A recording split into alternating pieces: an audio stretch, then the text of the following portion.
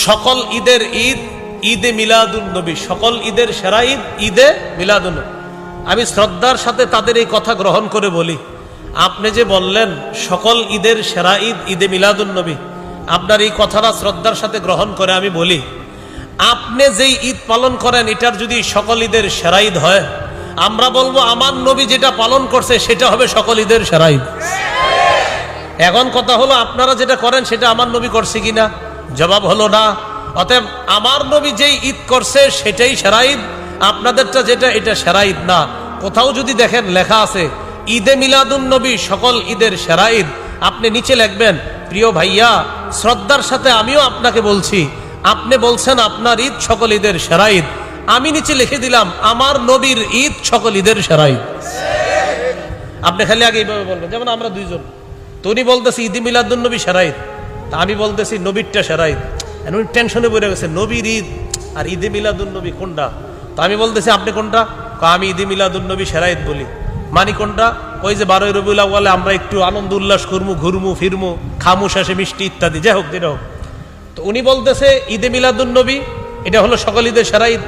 তা আমি বললাম ঠিক আছে, আপনার কথা শ্রদ্ধার সাথে গ্রহণ করে বলছি আমার নবীরটা সেরা ঈদ। উনি কয় নবীর ঈদ মানি? আমি বলি নবী যে ঈদ করছে। তখন বলতেছে নবী যে ঈদ করছে সেটা কোন ঈদ? আমি বললাম সেটা 2 ঈদ। এখন উনি বলতেছে আমি যেটা করি, আমি বললাম এটা আপনাদের বানানো ঈদ। এখন বলে সেরা কোনটা? আমি কই নবীরটা। আমি খালি প্রশ্ন করবেন, আপনি আগে বলেন নবীরটা সেরা না আপনারটা সেরা, টেনশনে পড়ে যাবে। যদি বলে আমারটা তাহলে টেনশন। এই জন্য যারা বলবে ঈদে মিলাদুন নবী সকল ঈদের সেরা ঈদ, আপনি বলবেন আগে বলেন নবীর ঈদ সেরা না আপনারটা সেরা। তো তখন সে বলবে নবীর ঈদ সেরা, বলবেন নবীর ঈদের মধ্যে ঈদে মিলাদুন নবী নাই, তাই আপনারটা সেরা না, নবীর ঈদ সেরা ঈদ। এটা হলো ঠান্ডা মাথায় বলতে হবে। এবার বলতে হবে যে আপনার ঈদ সেরা না নবীরটা সেরা, তো তুই টেনশনে পড়ে যাবে, কারণ আশিক রাসূল হইলে এটাই বলতে হবে যে নবীর ঈদ সেরা ঈদ।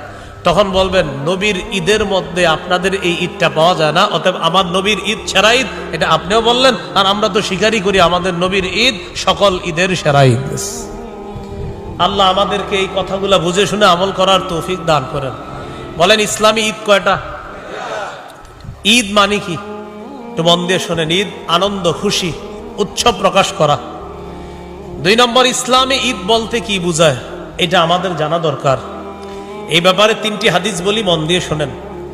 আবু দাউদের 1134 নম্বর হাদিস, আনাস ইবনে মালিক রাদিয়াল্লাহু তাআলা আনহুর বর্ণনা, তিনি বলেন কদিমা রাসূলুল্লাহ সাল্লাল্লাহু আলাইহি ওয়াসাল্লাম আল মাদিনা ওয়া লাহুম ইয়াওমান ইয়ালআবুনা